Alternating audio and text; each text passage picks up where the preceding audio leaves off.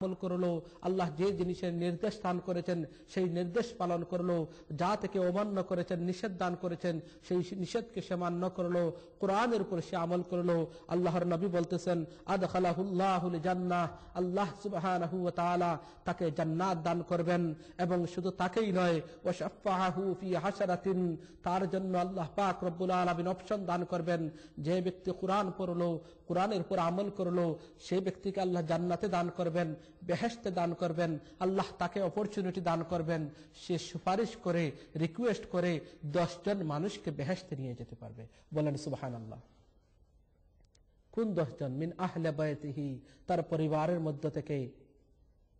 কুল্লুহুম কাদ ওয়াজাবাত লাহুন নার, যাদের ফয়সালা হয়ে গিয়েছিল জাহান্নামে দেওয়ার জন্য।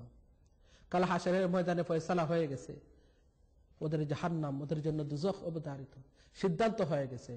কিন্তু একটা সন্তানকে আপনি হাফিজ বানিয়ে গেছেন, একটা সন্তানকে আপনি আলিম বানিয়ে গেছেন, আর আপনার সন্তান আলিম হয়ে গেছে, আপনার সন্তান হাফিজ হয়ে গেছে।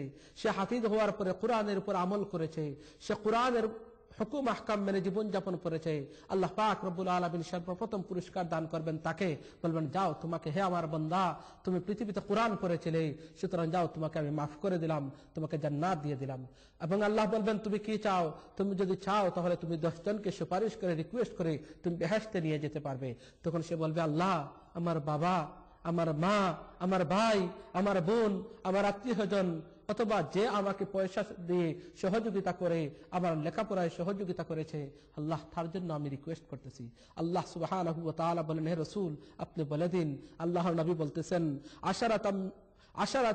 আশারাতিন মিন আহলি বাইতিহি কুল্লুহুম কাদ ওয়াজাবাত লাহুন নার, যাদের জন্য জাহান্নামের ফয়সালা হয়ে গিয়েছিল, আল্লাহ বলবেন তাদেরকে নিয়ে তুমি জান্নাতে চলে যাও। সুবহানাল্লাহ। তিরমিজি শরীফের হাদিস। চিন্তা করে দেখেছি আমরা, যদি কোরআন পড়তে পারি, আমার একটা বাচ্চাকে যদি হাফিজ বানাইতে পারি, একটা বাচ্চাকে যদি আলিম বানাইতে পারি, আর সে কোরআন পড়ে, আর সে কোরআনের উপর আমল করে, আমার জন্য আমার রাস্তাকে আমি খুলে দিলাম।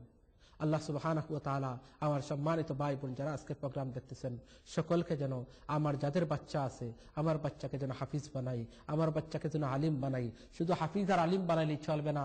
আল্লাহ পাক রব্বুল আলামিন দিন কিন্তু এইভাবে নয় যে আমার বাচ্চাকে শুধু হাফিজ আর আলিম বানিয়ে আমি বসে থাকবো না। রব্বানা আতিনা ফিদ দুনিয়া হাসানা ওয়া ফিল আখিরাতি হাসানা ওয়া কিনা আযাবান নার।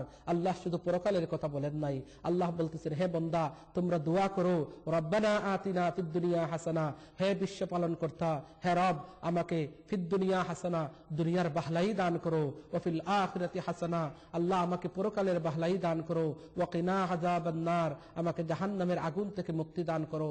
আল্লাহ নিজেই বলে দিয়েছেন কোরআনে, আমরা প্রথমে আল্লাহর কাছে দুনিয়ার জিনিস চাবো। আল্লাহ তো প্রথমে বলতে পারতেন, হে বান্দা, তোমরা এইভাবে দোয়া করো, রব্বানা আতিনা ফিদ দুনিয়া, না বলে রব্বানা আতিনা ফিল আখিরাতি হাসানা। না, এইভাবে আল্লাহ বলেন নাই।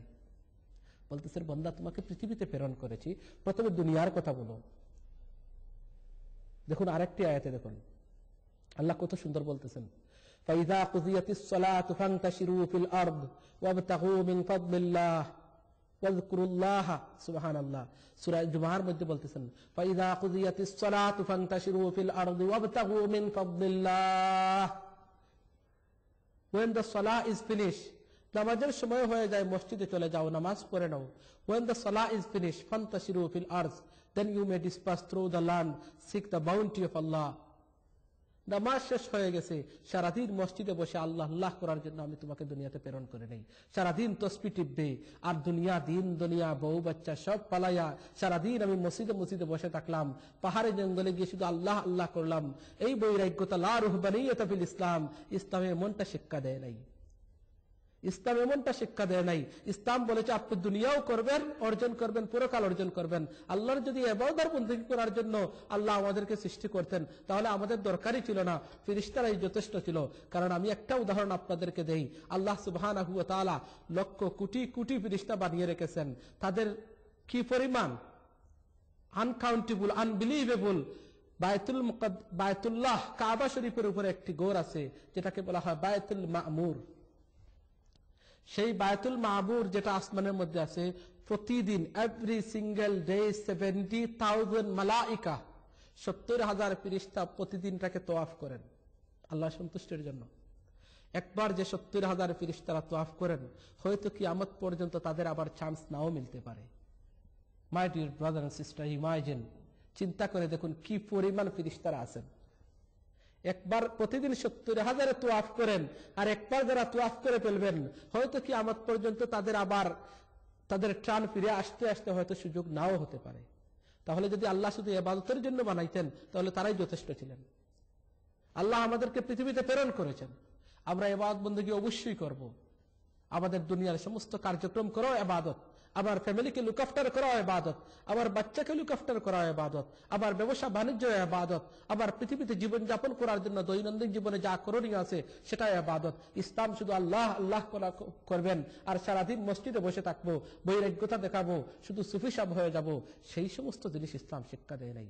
ইন্নাদ-দীন ইনদাল্লাহিল ইসলাম, দুনিয়ার সমস্ত সবকিছু পিছনে ফেলে দিয়ে কি হচ্ছে না হচ্ছে দুনিয়ার দিকে খবর রাখবো না, না, সবকিছুর প্রতি আমাকে পার্টিসিপেট করতে হবে, সব খবর রাখতে হবে, আমাকে সবসময় আপডেট থাকতে হবে। এজ এ মুসলিম, একজন প্রকৃত সচেতন মুসলমান হিসাবে সবসময় আমাকে আপডেট থাকতে হবে।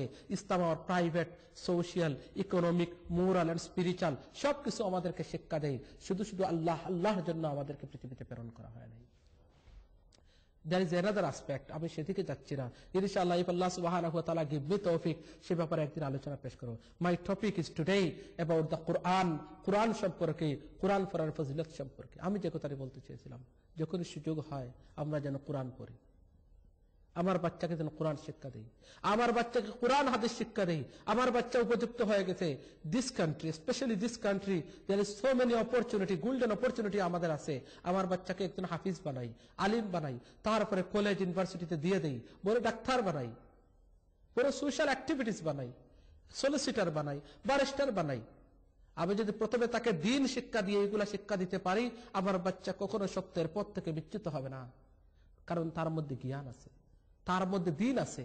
সে কোরআনের দ্বীন শিক্ষা অর্জন করার পরে একজন মানুষ যখন কোরআন আন্ডারস্ট্যান্ড